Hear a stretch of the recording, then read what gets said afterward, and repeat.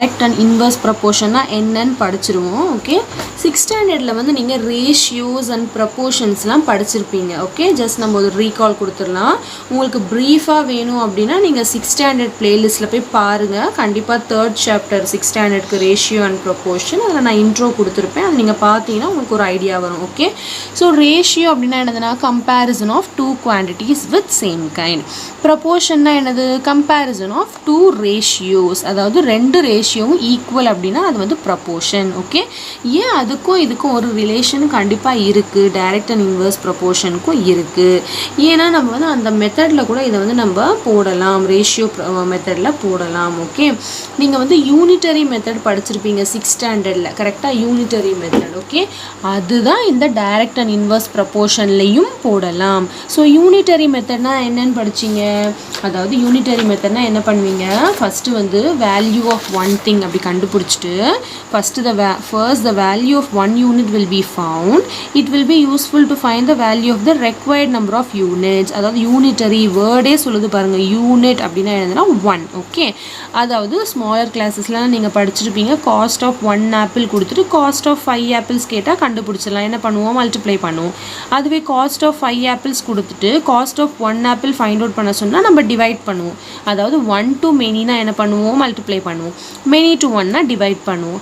But last year நீங்கள் 6th ஸ்டாண்டர்டில் படிச்சிங்க யூனிட்டரி மெத்தட், அதாவது மெனி டு மெனியே கண்டுபிடிக்க சொல்கிறாங்க. For example cost of 5 apple கொடுத்துட்டு காஸ்ட் ஆஃப் 15 ஆப்பிள்ஸ் அப்படி கேட்டால் என்ன பண்ணுவோம், so first cost of 1 apple என்னன்னு கண்டுபிடிக்கணும். அதுதான் யூனிட்டரி மெத்தட். யூனிட் மெத்தட் கண்டுபிடிக்கிறதுக்கு டிவைட் பண்ணிவிட்டு நெக்ஸ்ட் அந்த 1 ஆப்பிளோட ரேட் எடுத்து 15 ஆப்பிளோட மல்டிப்ளை பண்ணிங்கன்னா 15 ஆப்பிள்ஸோட ரேட் கண்டுபிடிச்சிடலாம். So divide and multiply both இங்கே பண்ணுறோம். அதுதான் யூனிட்டரி மெத்தட்னு படித்தோம். ஓகே, அந்த யூனிட்டரி மெத்தடில் இன்னொரு வேலை போடுறது தான் என்னதுன்னா டைரக்ட் அண்ட் இன்வர்ஸ் ப்ரப்போர்ஷன். நான் அது எப்படின்னு சொல்லி கொடுக்குறேன். ஓகே, இப்போ டைரக்ட் ப்ரப்போர்ஷன்னா என்னென்னு ஃபஸ்ட்டு பார்த்துருவோம்.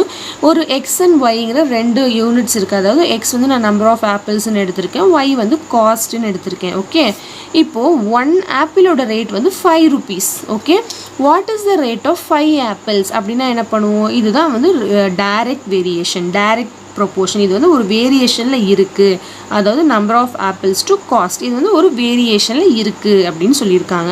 அப்போ இது டைரெக்டாக இன்டைரக்ட் வேரியேஷன் 2 இருக்குது. இது இப்போ வேரியேஷன் இல்லை ப்ரொப்போர்ஷன் எப்படி வேணாலும் சொல்லலாம். Okay, inverse variation, indirect proportion எல்லாம் ஒன்று தான். ஓகே, நவ் இது வந்து ஒரு வேரியேஷனில் இருக்குது, அதாவது நம்பர் ஆஃப் ஆப்பிள்ஸையும் காஸ்ட்டையும் வந்து கம்பேர் பண்ணுறாங்க, ஒரு ரேஷியோவில் கம்பேர் பண்ணுறாங்க.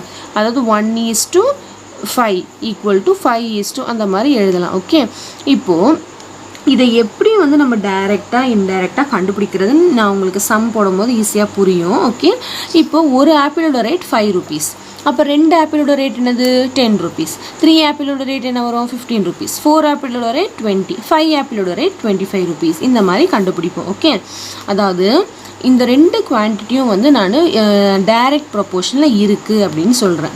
ஏன்னா டைரக்ட் ப்ரொப்போர்ஷனுக்கு என்ன ஃபார்முலானா X divided by Y which is equal to K.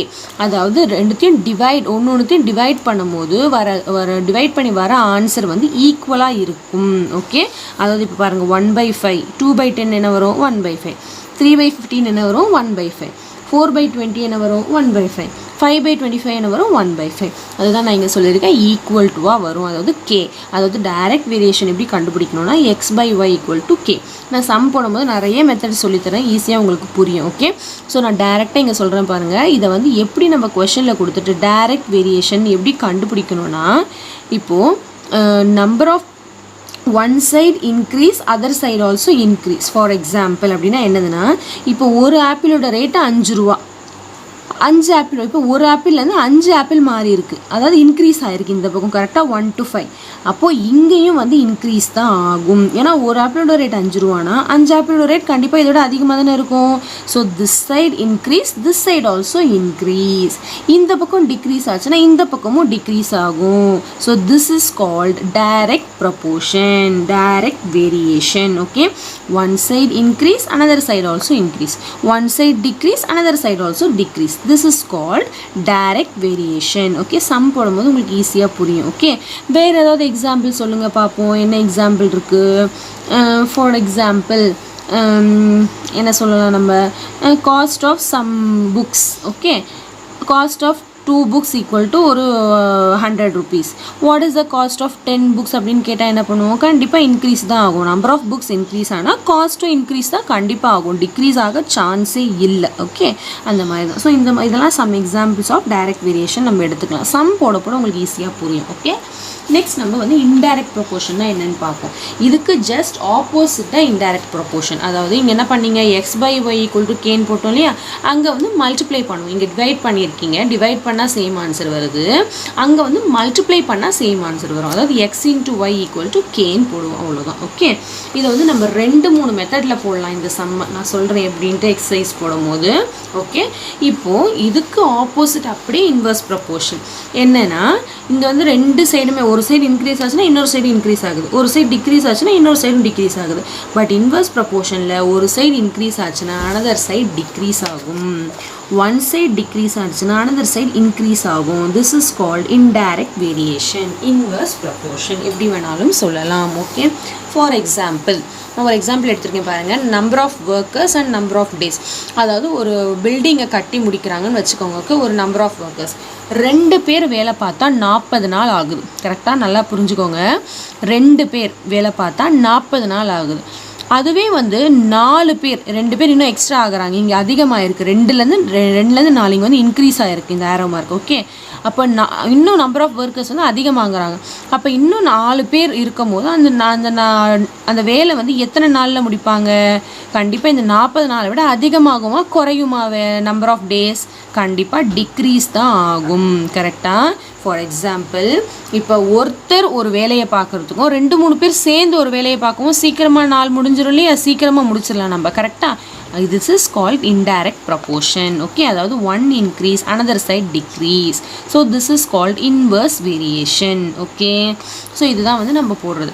2 பேர் முடிக்க 40 நாள், அப்போ 4 பேர் முடிக்க 20 நாள் தான். 5 பேர் இருந்தால் 16 நாளில் முடிச்சிடலாம். 10 பேர் இருந்தால் 8 நாளில் முடிச்சிடலாம். பார்த்தீங்களா, நம்பர் ஆஃப் டேஸ் இன்க்ரீஸ் ஆகுது, நம்பர் ஆஃப் ஒர்க்கர்ஸ் வந்து இன்க்ரீஸ் ஆகுது, ஆனால் நம்பர் ஆஃப் டேஸ் குறையுது பாருங்கள். So one side increase, another side decrease. இதுதான் வந்து எனது indirect proportion. Okay, so two quantities x and y are said to be inverse proportion if an increase in x leads to a decrease in y or vice versa in such a way that இந்த மாதிரி இதில் என்ன பண்ணணும்னா multiply பண்ணால் தான் equal answer வரும். அதாவது x × y 2 × 40 என்ன வரும்? 80. 4 × 20 நெக்ஸ்ட் 80. நெக்ஸ்ட் 5 × 16 80.